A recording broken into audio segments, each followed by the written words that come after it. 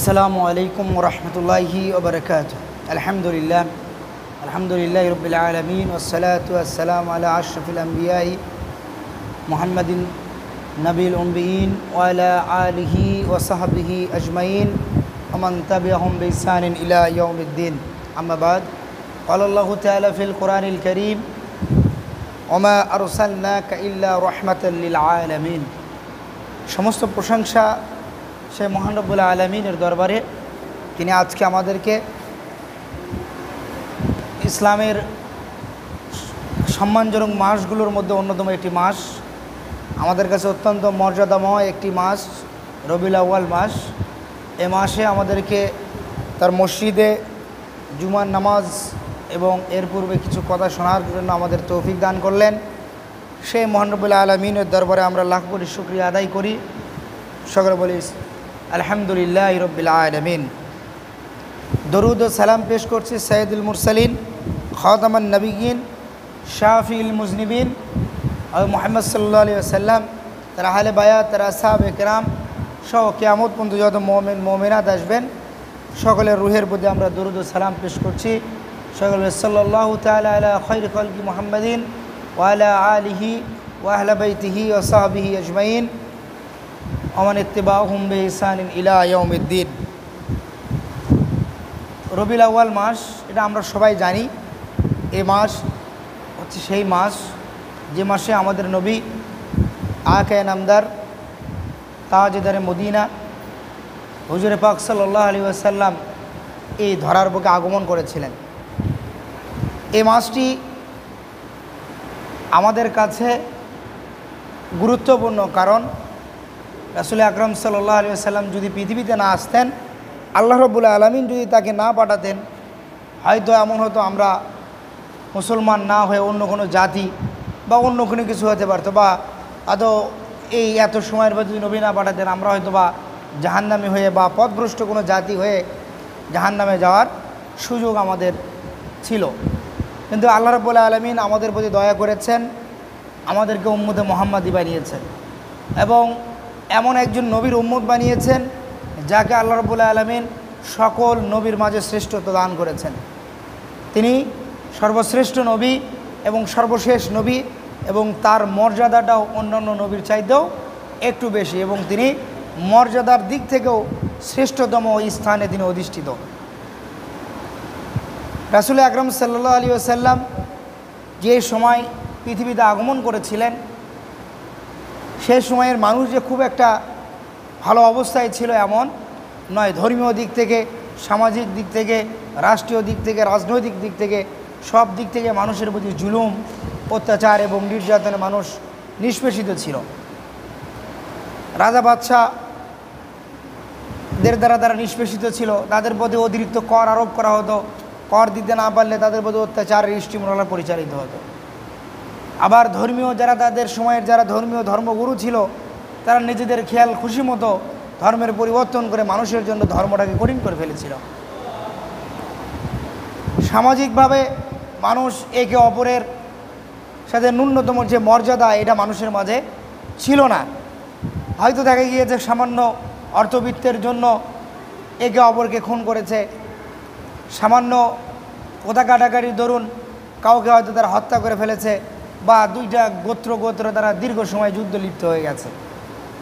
এই যে মানুষগুলো যারা কোনোভাবেই শান্তিতে ছিল না, অর্থাৎ ঈসা আলাইহিস সালামের আসমানে উঠে যাওয়ার প্রায় 500 বছরের পর এর ভেতরে সারা পৃথিবীর দিকে দিকে যখন মানুষ অত্যাচারিত, নির্যাতিত, নিষ্পেষিত হচ্ছিল, সেরকম একটি সময়ে এ মানুষদের জন্য আশার আলোর প্রদীপ হিসেবে, আলোকবর্তিকা হিসেবে আল্লাহ রাব্বুল আলামিন তার একজন হাবিবকে পাঠিয়েছিলেন, তার একজন খলিলকে পাঠিয়েছিলেন, যিনি তার ক্ষমা, দয়া এবং ভালোবাসা দ্বারা পুরো পৃথিবীকে পাল্টানোর জন্য মিশন নিয়ে তিনি তার কার্যক্রম শুরু করেছিলেন।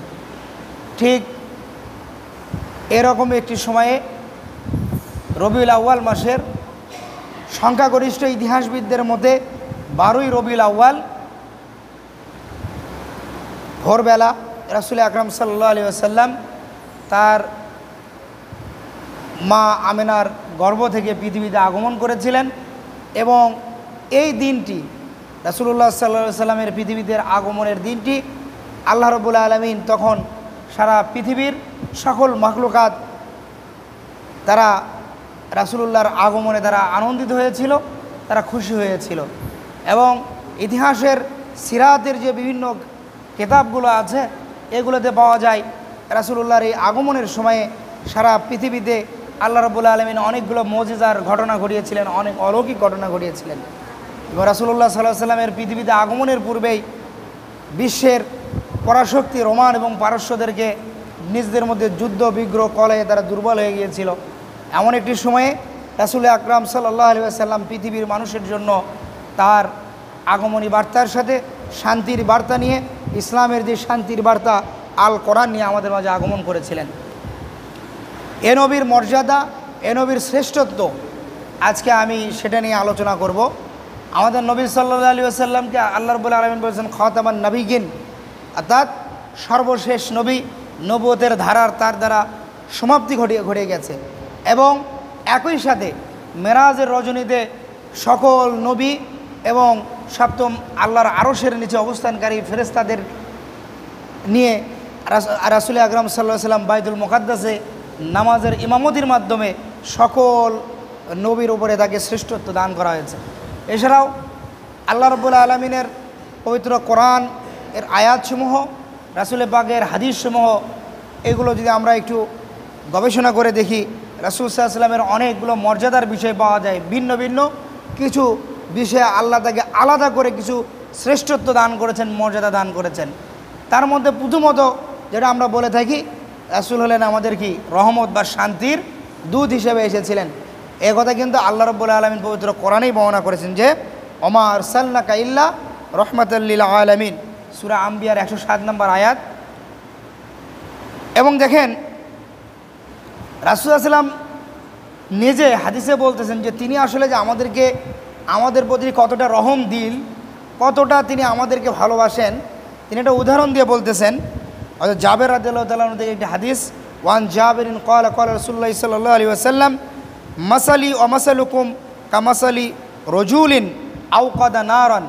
রাসূল বলছেন তোমাদের এবং আমার মাঝের উপমা বা উদাহরণ হচ্ছে এরকম, ওই ব্যক্তির মতো যে ব্যক্তি কি করে কোথাও একটু আগুন জ্বালায়, ফাজালাল জানাদিব ওয়াল ফারাশু ইয়াকানা ফিহা ওয়া হুয়া ইয়াজুবহুন্না আনহা, এবং বিভিন্ন ফড়িং সেখানে কি করে এবং বিভিন্ন পতঙ্গ ওই আগুনের মধ্যে ঝাঁপিয়ে পড়ার চেষ্টা করে, আর ওই ব্যক্তি ওই পতঙ্গগুলোকে, ফড়িংগুলোকে, পোকামাকড়গুলোকে আগুন থেকে দূরে সরিয়ে দিয়েছে, যাতে করে এরা এই অবুজ প্রাণীগুলো যাতে আগুনের ভিতরে পড়ে যাতে তারা মারা না যায়। রাসূলুল্লাহ সাল্লাল্লাহু আলাইহি ওয়াসাল্লাম বলতেছেন ওয়ানা আখিজুন বি হুজাজিকুম আনিন নার ওয়া আনতুম তাফাল্লাতুনা মিন ইয়াদি। এবং রাসূলুল্লাহ সাল্লাল্লাহু আলাইহি ওয়াসাল্লাম বলছেন আমি তোমাদের কোমর বন্ধ ধরে তোমাদেরকে টেনে নিয়ে আসতেছি, আর তোমরা জাহান্নামের কিনারায় দাঁড়িয়ে আসো, একটু পরে তোমরা কি জাহান্নামের মধ্যে পড়ে যাবে। এরকম অবস্থা থেকে আমি তোমাদের কোমর বন্ধ ধরে টেনে টেনে জাহান্নাম থেকে বাঁচানোর জন্য আমি পৃথিবীতে আগমন করেছি। তার মানে দেখেন রাসূলুল্লাহ সাল্লাল্লাহু আলাইহি ওয়াসাল্লামের পুরো সিরাতের ইতিহাস যদি দেখি, রাসূল কখনো কারোর প্রতি প্রতিশোধ পরায়ণ ছিলেন না। তার প্রতি হাজারো জুলুম, অত্যাচার, নির্যাতন করেছে, তিনি কিন্তু তাদেরকে ক্ষমা করে দিয়েছেন, যে যাও আমি তোমাকে ক্ষমা করে দিলাম। বা তার এই ক্ষমাশীলতা, তার এই মানুষের প্রতি ভালোবাসা দেখেও কিন্তু মানুষ কী করেছে, ইসলামের প্রতি আকৃষ্ট হয়েছে। সিরাতের গ্রন্থে পাওয়া যায় একবার রাসূলুল্লাহ সাল্লাল্লাহু আলাইহি ওয়াসাল্লাম তিনি একটা গাছের নিচে ঘুমাচ্ছিলেন। ওই পথ দিয়ে এক ইহুদি যাচ্ছিল, তার হাতে একটা তলোয়ারও ছিল। ইহুদি অথবা একজন মুশরিক ছিল, সে যাচ্ছিল, সে মনে করলো যে এটাই সুযোগ, যদি মুহাম্মদ সাল্লাল্লাহু আলাইহি ওয়াসাল্লামকে এই সুযোগে আমি হত্যা করতে পারি তাহলে আরবের কুরাইশ নেতাদের থেকে আমি বড় বড় পুরস্কার পাবো বেশি বেশি। তখন সে রাসূল সাল্লাল্লাহু আলাইহি ওয়াসাল্লামকে ডাক দিল। রাসূল সাল্লাল্লাহু আলাইহি ওয়াসাল্লাম চোখ মেলে দেখলেন যে তার সামনে একটা ব্যক্তি তলোয়ার নিয়ে দাঁড়িয়ে আছে। তখন সে বলতে লাগলো যে এইবার তোমাকে আমার হাত থেকে কে রক্ষা করবে। তো রাসূল সাল্লাল্লাহু আলাইহি ওয়াসাল্লাম ধীর স্থিরভাবে উঠে বসলেন, উঠে দাঁড়িয়ে তিনি বললেন যে তোমার হাত থেকে বাঁচানোর জন্য আমার আল্লাহ আমার জন্য যথেষ্ট। এবং ওই মুহূর্তে দেখেন রাসূলের মুজিজা, তার এই কথা শুনে ওই ব্যক্তির পুরো শরীরে কম্পন ছুড়ে গিয়ে তার হাত থেকে তলোয়ারটা পড়ে গেল। রাসূল সাল্লাল্লাহু আলাইহি ওয়াসাল্লাম তলোয়ারটা তুলে নিলেন। এরপর ওই ব্যক্তিকে বলেন, বলো এবার আমার হাত থেকে তোমাকে কে বাঁচাবে? তখন তো সেই ব্যক্তি তো কিংকর্তব্য বিমূঢ় হয়ে গেল। কয়েক সেকেন্ড আগে আমি তাকে মারতে চেয়েছিলাম, তার হাতে এখন অস্ত্র। তখন রাসূল সাল্লাল্লাহু আলাইহি ওয়াসাল্লাম বললেন যে আমি আসলে প্রতিশোধ নেওয়ার জন্য পৃথিবীতে আসিনি, আমি তোমাকে ক্ষমা করে দিলাম। এবং ওই ব্যক্তি ওই সময় দেখলো যে ব্যক্তি চাইলেই আমি কয়েক সেকেন্ড আগে ওই যাকে হত্যা করতে চেয়েছিলাম, সেই ব্যক্তি হত্যা করার সুযোগ পাওয়ার পরেও আমাকে হত্যা করলো না, আমাকে কি করলো, ছেড়ে দিল। এই ঘটনা দেখার পরে কিন্তু এই ব্যক্তি তখন ইসলাম গ্রহণ করে নিয়েছিল। সে দেখেছে যে কি এই ব্যক্তি তো কি মানুষের প্রতি দয়াশীল, রহম দিল একজন মানুষ। এরপরে দেখেন আরও একটি উদাহরণ হাদিসে এসেছে। এই যে হাদিসটি বললাম এটি মুসলিম শরীফে হাদিসটি বর্ণিত হয়েছে। ওয়ান জাবির ইবনে আব্দুল্লাহ আল আনসারী রাদিয়াল্লাহু তাআলা আনহু قال قال رسول الله صلى الله عليه وسلم أوتيت خمسا لم يؤتهن أحد قبلي كان كل نبي يبعث إلى قومه خاصة وبعثت إلى كل أحمر وأسود। রাসূলুল্লাহ সাল্লাল্লাহু আলাইহি ওয়াসাল্লাম বলতেছেন, উতিয়াত আমাকে দেওয়া হয়েছে খামসান পাঁচটি বৈশিষ্ট্য, লাম ইউতাহুন্না আহাদুন ক্বাবলি যেই বৈশিষ্ট্যটা আমার পূর্বে অন্য কোনো নবীকে দেওয়া হয়নি। কানা কুল্লু নবিয়্যিন ইউবআসু ইলা কওমিহি খাসাতান প্রত্যেক নবীকে সুনির্দিষ্টভাবে তার জাতির কাছে আল্লাহ পাঠিয়েছেন। ঈসা আলাইহিস সালামকে, মুসা আলাইহিস সালামকে তাদেরকে বনী ইসরায়েলের কাছে পাঠিয়েছেন। এরকম প্রত্যেকটা নবীকে তার জাতির কাছে পাঠিয়েছেন যে কি তুমি তোমার এই জাতির লোকদের মাঝে আল্লাহর ইসলামের দাওয়াত দাও। কিন্তু রাসূল সাল্লাল্লাহু আলাইহি ওয়াসাল্লাম বলতেছেন বুইস্তু ইলা কুল্লি আহমারিন ওয়া আসওয়াদা, কিন্তু আমি মুহাম্মদ সাল্লাল্লাহু আলাইহি ওয়াসাল্লাম তিনি বলছেন যে আমাকে সাদা কালো সব লোকের জন্যই কি করা হয়েছে, এ দুনিয়াতে পাঠানো হয়েছে।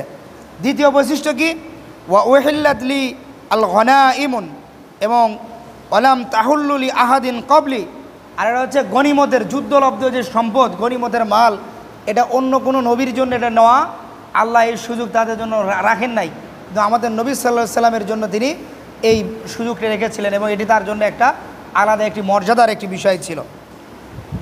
এরপর রাসূল সাল্লাল্লাহু আলাইহি ওয়াসাল্লাম বলতেছেন ওয়া জুইলাত লি আরদু তাইয়িবাতান, এবং আমার জন্য পুরো পৃথিবীটাকে পবিত্র ঘোষণা করে দেওয়া হয়েছে। তহুরান তাইয়িবাতান তহুরান, পবিত্র এমন মানে যেটাকে নামাজ পড়ার মতো একটা পবিত্র পবিত্রতা দেওয়া হয়েছে। আও মসজিদান, অথবা মসজিদ করে দেওয়া হয়েছে। ফাআইয়ুমা রজুলিন আদরাকাতহু আস-সালাত সাল্লা হাইসু কানা, বলছেন যে কোনো ব্যক্তি যদি পৃথিবীর কোথাও নামাজ পড়তে চায় তবে সে কি সেখানে নামাজ পড়তে পারবে, কারণ পুরো জমিনটাই রাসূল সাল্লাল্লাহু আলাইহি ওয়াসাল্লামের জন্য আল্লাহ পবিত্র, তার উম্মতের জন্য পবিত্র ঘোষণা করেছেন এবং ওইগুলোকে তাদের জন্য মসজিদ হিসেবেও ঘোষণা করে, তাদের জমিনের যে কোনো জায়গায় যে কোনো মানুষ নামাজ পড়তে পারবে। তার মানে এখান থেকে আমরা একটা জিনিস কিন্তু বুঝতে পারি, হয়তো আমি কাজে আছি, এই কাজের দোহাই দিয়ে আমার বাড়ি থেকে মসজিদ দূরে, এই দোহাই দিয়ে কি নামাজ কাজে দেওয়ার সুযোগ নাই, আমি যেখানে আছি সেখানেই কি আমি নামাজ পড়তে পারবো। পুরো জমিন আমাদের জন্য আল্লাহ রাব্বুল আলামিন পবিত্র ঘোষণা করেছে। অন্য অন্য নবীর জন্য, অন্যান্য উম্মতের জন্য তাদের নির্দিষ্ট যেই উপাসনালয় ছিল সেখানে গিয়ে তাদেরকে ইবাদত করতে হতো, কিন্তু আমাদের জন্য আমরা যে কোনো জায়গায়, জমিনের যে কোনো জায়গায় নামাজ পড়তে পারবো। এরপর রাসূল সাল্লাল্লাহু আলাইহি ওয়াসাল্লাম বলতেছেন ওয়া নুসিরতু বিররুবি বাইনা ইয়াদা মাসিরাতি শাহরিন, এবং বলা হচ্ছে পায়ে হাঁটার এক মাসের যে রাস্তা, এতটুকুন রাস্তার ভেতরে রাসূল সাল্লাল্লাহু আলাইহি ওয়াসাল্লামকে আল্লাহ সাহায্য করেছেন শত্রুদের উপরে ভয় সৃষ্টি করার মাধ্যমে, অর্থাৎ শত্রুরা ভয়েই রাসূল সাল্লাল্লাহু আলাইহি ওয়াসাল্লাম ওরা আক্রমণ করতে পারতো না। এটা পুরো এক মাস রাস্তার এই পুরোটুকু তার জন্য আল্লাহ রাব্বুল আলামিন এখানে একটা নিরাপত্তা বেষ্টনী তৈরি করে দিয়েছেন। এবং সর্বশেষ 5 নম্বর হচ্ছে ওয়া উতিতুশ শাফাআত, এবং রাসূল সাল্লাল্লাহু আলাইহি ওয়াসাল্লাম বলছেন আমাকে শাফাআত দান করা হয়েছে। দেখেন এই যে হাদিসটা, এখানে কিন্তু কয়েকটা বিষয়, সেটা হচ্ছে প্রথমত রাসূল সাল্লাল্লাহু আলাইহি ওয়াসাল্লামকে সমগ্র বিশ্ব জাহানের জন্য পাঠিয়ে দেওয়া হয়েছে, যেটা আল্লাহ শুরুতে বলছে যে ওমা আরসালনাকা ইল্লা রহমাতাল লিল আলামিন, আমি সমগ্র বিশ্ববাসীর জন্য আপনাকে পাঠিয়েছি, পুরো আলামিনের জন্য, পুরো বিশ্ব জগতের জন্য, শুধু এই পৃথিবীর জন্য নয়, আল্লাহ রাব্বুল আলামিনের যে বিশ্ব জগৎ আছে সব কিছুর জন্যই তাকে রহমত করে পাঠিয়ে দেওয়া হয়েছে। এরপরে দেখেন দ্বিতীয়ত আরেকটি যে বৈশিষ্ট্য সেটি হচ্ছে আদম আলাইহিস সালাম থেকে শুরু করে কিয়ামত পর্যন্ত যত মানুষ আসবে তাদের নেতা, তাদের সর্দার হিসেবে, তাদের নেতা হিসেবে রাসূলুল্লাহ সাল্লাল্লাহু আলাইহি সাল্লামকে আল্লাহ পাঠিয়েছেন। অর্থাৎ পুরো আদম আলাইহিস সালামের যে আদমের যে জাতি সমগ্র মানুষের জন্য তাকে নেতা বানানো হয়েছে। যেমন আল্লাহ কোরআনে সূরা সাবার 28 নম্বর আয়াতে বলেছেন, আমা আরসালনাকা ইল্লা কাফাতান লিন-নাস বাশীরা ওয়া নাযীরা ওয়ালাকিন আকসারান নাস লা ইয়ালামুন। আল্লাহ রাব্বুল আলামিন বলতেছেন যে সমগ্র বিশ্ববাসীর সকলের জন্য আমি আপনাকে পাঠিয়েছি বাশীরান ওয়া নাযীরান, তাদেরকে আপনি সুসংবাদ দেবেন জান্নাতের, ও নাযীরান এবং তাদেরকে সতর্ক করবেন জাহান্নামের থেকে। ওয়ালাকিন আকসারান নাস লা ইয়ালামুন, কিন্তু মানুষের দুর্ভাগ্য, বেশিরভাগ মানুষ নিজেদের অজ্ঞতার দরুন, নিজেদের হঠকারিতার দরুন, নিজেদের জাহালতের কারণে বা শয়তানের দ্বারা পরিবেষ্টিত হয়ে থাকার কারণে এই বিষয়গুলো অনেক মানুষই বোঝে না, অনেক মানুষই বুঝতে চায় না। এবং দেখেন রাসূল সাল্লাল্লাহু আলাইহি ওয়াসাল্লাম নিজে হাদিসে বলতেছেন, আবু সাঈদ আল খুদরি রাদিয়াল্লাহু তাআলা আনহু থেকে বর্ণিত একটি হাদিস, তিনি বলেন ক্বালা ক্বালা রাসূলুল্লাহ সাল্লাল্লাহু আলাইহি ওয়াসাল্লাম আনা সাইয়্যিদু ওয়ালাদি আদম ইয়াউমাল কিয়ামাতি, কিয়ামত পর্যন্ত এবং কিয়ামতের দিনে আমি সকল আদম সন্তানের নেতা। ওয়ালা ফখর, কিন্তু এটা নিয়ে আমি গর্ব করি না, এটা গর্বের কিছু না। অর্থাৎ অনেক মানুষের জানে সামান্য কোনো কিছু পেয়ে গেলেই গর্বে অহংকারে তার কাছে ঘেঁষা যায় না, কিন্তু রাসূল বলতেছেন সমগ্র মানব জাতির আমাকে সর্দার বানানো হয়েছে, কিন্তু এটা নিয়ে আমার কোনো কি নাই, গর্ব নাই, এটা নিয়ে আমি গর্ব করি না। এবং রাসূল সাল্লাল্লাহু আলাইহি ওয়াসাল্লাম বলতেছেন অবিয়াদি লিওয়াইল হামদি ওয়ালা ফখর, এবং আল্লাহ রাব্বুল আলামিনের প্রশংসা, হামদ এবং সানার যেই পতাকা, এই পতাকাটাও আমার হাতে, এটা নিয়েও আমি কি করি না, কোনো ধরনের গর্ব আমার ভেতরে নেই। এবং এরপরে অংশ বলতেছেন অমামিন নাবিয়িন ইয়াউমা ইযিন আদম ফামান সিওয়াহু ইল্লা তাহাতা লিওয়াই, এবং রাসূল সাল্লাল্লাহু আলাইহি ওয়াসাল্লাম বলতেছেন প্রত্যেক নবী এমনকি আদম আলাইহিস সালামও সেই দিন আমার পতাকা তলে থাকবেন, অর্থাৎ রাসূল সাল্লাল্লাহু আলাইহি ওয়াসাল্লামের নেতৃত্বে গ্রহণ করে তারা সেই দিন কিয়ামতের মাঠে দাঁড়িয়ে থাকবেন। যেটা শাফাআতের যেই হাদিসে আমরা যেটা পাই, এটা আমরা সামনে আলোচনায় নিয়ে আসব, যে রাসূল সাল্লাল্লাহু আলাইহি ওয়াসাল্লাম, তার মানে এখান থেকে একটা জিনিস বোঝা গেল সমগ্র মানব জাতির নেতা, সর্দার, এবং এটা শুধু দুনিয়াতেই নয় কিয়ামতের মাঠেও রাসূলুল্লাহ সাল্লাল্লাহু আলাইহি ওয়াসাল্লাম সকলের জন্য তিনি নেতা হিসেবে আবির্ভূত হবেন। এরপর দেখেন যেটা আমি শুরুতে একবার বললাম যে মেরাজের রাত্রিবেলায় যখন রাসূলুল্লাহ সাল্লাল্লাহু আলাইহি ওয়াসাল্লামকে জিবরিল আলাইহিস সালাম মক্কা থেকে বাইতুল মুকাদ্দাসে চলে গেলেন, সেখানে গিয়ে রাসূলুল্লাহ সাল্লাল্লাহু আলাইহি ওয়াসাল্লাম দেখলেন যে অসংখ্য মানুষ সেখানে লাইন ধরে দাঁড়িয়ে আছে। জিবরিল আলাইহিস সালাম তাকে নিয়ে সামনে গেলেন এবং তিনিও সামনের কাতারে দাঁড়ালেন। একামত হলো, এবার সবাই মুখ চাওয়াচাই করছিল যে ইমাম কে হবে।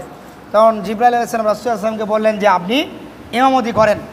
ইমামতি শেষ করে রাসূলুল্লাহ সাল্লাল্লাহু আলাইহি ওয়াসাল্লাম 2 রাকাত নামাজ পড়লেন তাদেরকে নিয়ে।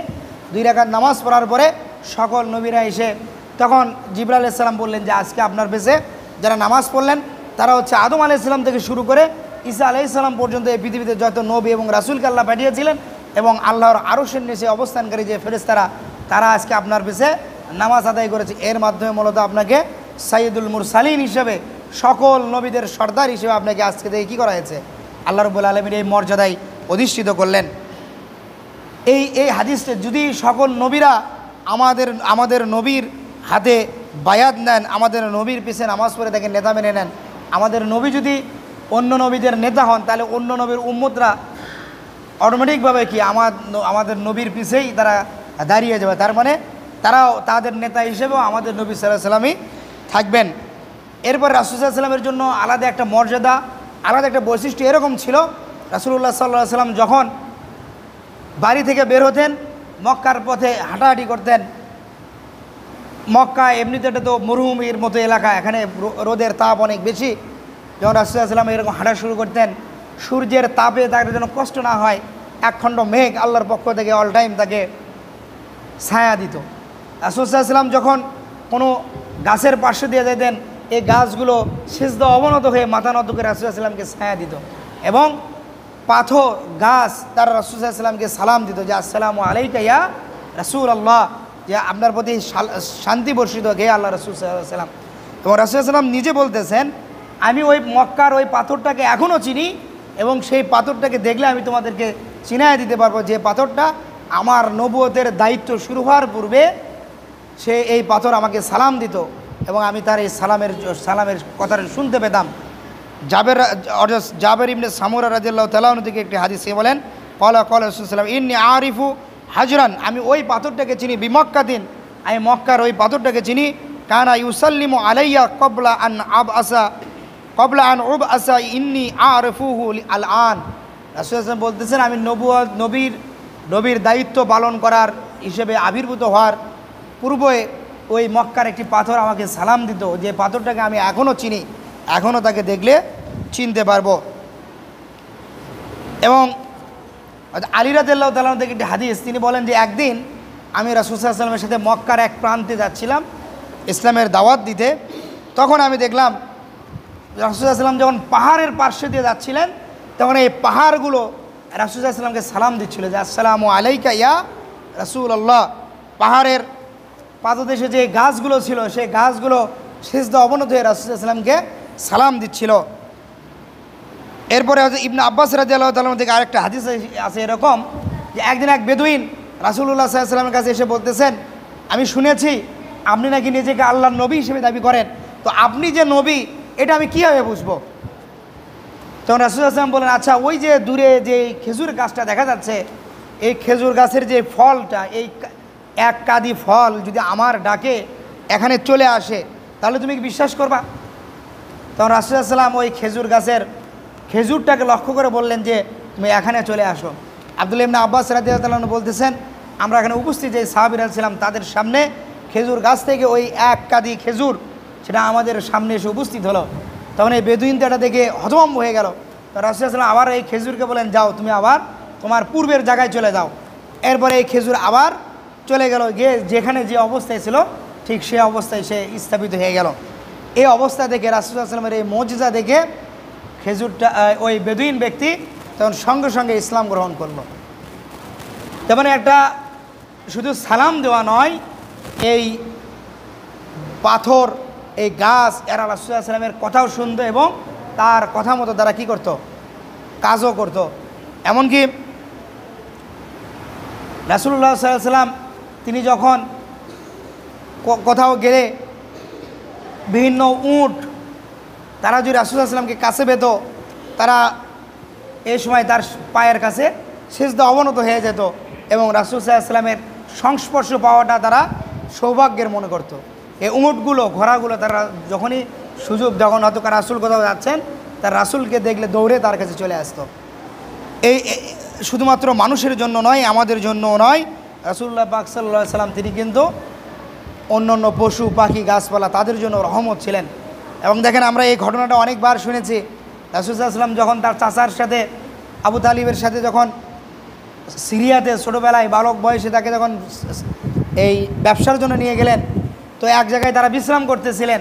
পাহাড়ের উপর থেকে কিছুক্ষণ পরে এক খ্রিস্টান পাদ্রী, যাকে সিরাতের কিতাবে যার নাম বুহাইরা বলা হয়েছে, এ ব্যক্তি নেমে এসে বলল যে আমরা এই কাফেলাকে বললো যে আমি আপনাদেরকে আজকে রাতে খাবার খাওয়াতে চাই, মেহমানদারি করাতে চাই। তখন এরা সানন্দে রাজি হলো। এরপর যখন তাদেরকে খাওয়া দাওয়ার পরে তখন আবু তালেবকে এই খ্রিস্টান পাদ্রী বলল যে আপনি এই সন্তানকে সিরিয়াতে নিয়ে যাবেন না, তাকে কী করেন, আপনি এখান থেকে মক্কায় পাঠিয়ে দেন, কারণ এই সন্তানটি অদূর ভবিষ্যতে সর্বশেষ নবী হিসেবে মক্কায় তিনি আবির্ভূত হবেন। আর যেহেতু বনি ইসরাইলের মধ্য থেকে সর্বশেষ নবী আসবে না, এই জন্য ইহুদিরা তার প্রতি শত্রু ভাবাপন্ন, ইহুদিরা সুযোগে আছে, তাকে যদি খোঁজ পায় তাহলে ইহুদিরা কী করবে, তাকে হত্যা করে ফেলবে। তখন তারা বলল যে আপনি কীভাবে বুঝলেন?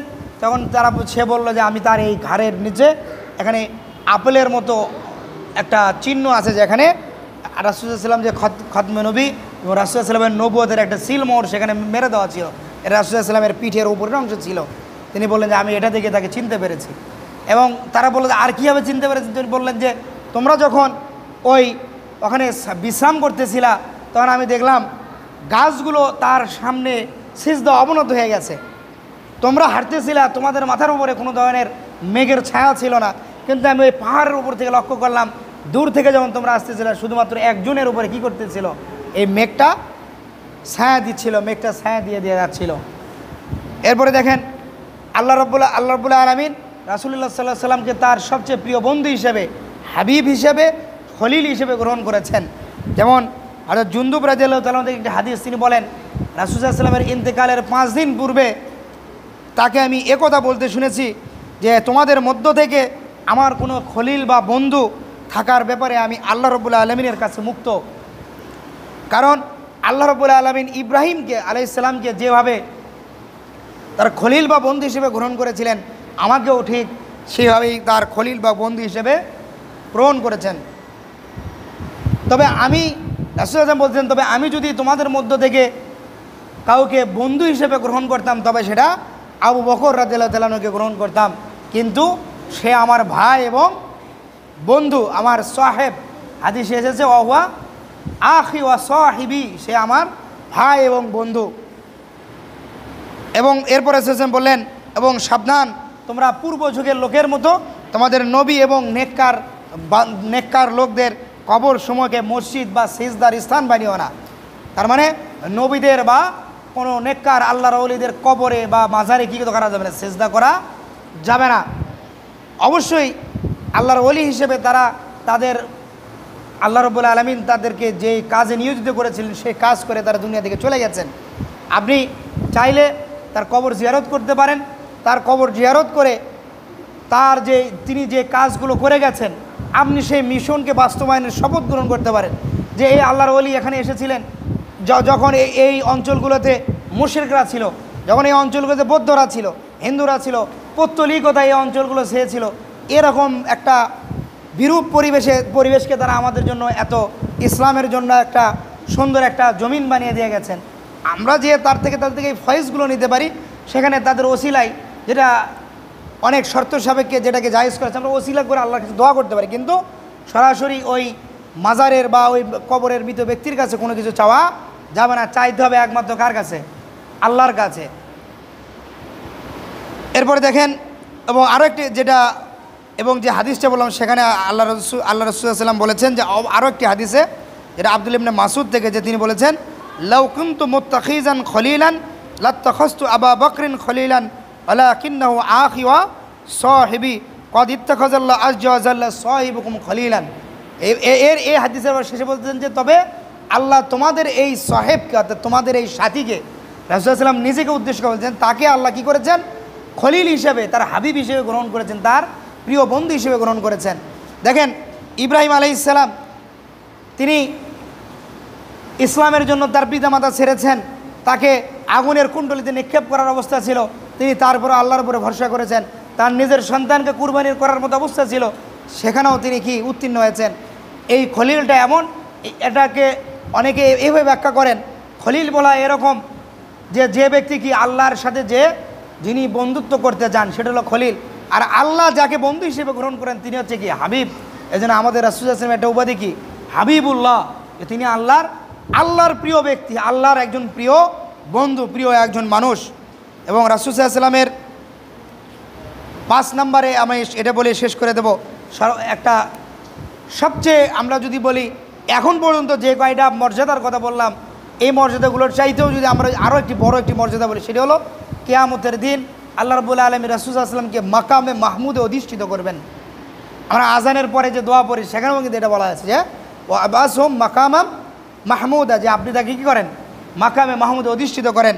এবং কি পবিত্র কোরআনে আল্লাহ বলেছেন যে ওয়ামিনাল লাইলি ফাতাহাজ্জাদ বিহি নাফিলাতাল লাকা আসা আইয়াব আসাকা রব্বুকা মাকামাম মাহমুদা, যে আপনি রাত্রিবেলা কিছু অংশে দাঁড়িয়ে তাহাজ্জুদের নফল সালাত আদায় করেন, হতে পারে আল্লাহ রাব্বুল আলামিন আপনাকে এর জন্য কী করবেন? মাকামে মাহমুদে অধিষ্ঠিত করবেন। এখন মাকামে মাহমুদ, এটার যদি আমরা শাব্দিক অর্থ করি, মাকাম মানে এমন একটি স্থান, মাহমুদ মানে প্রশংসিত স্থান। আমরা যদি এই শাব্দিক অর্থ দ্বারা আসলে ওই মাকামে মাহমুদকে বোঝানোটা কঠিন, এই জন্য মাকামে মাহমুদ বলাটাই কি এটার জন্য শ্রেয় একটা বিষয়।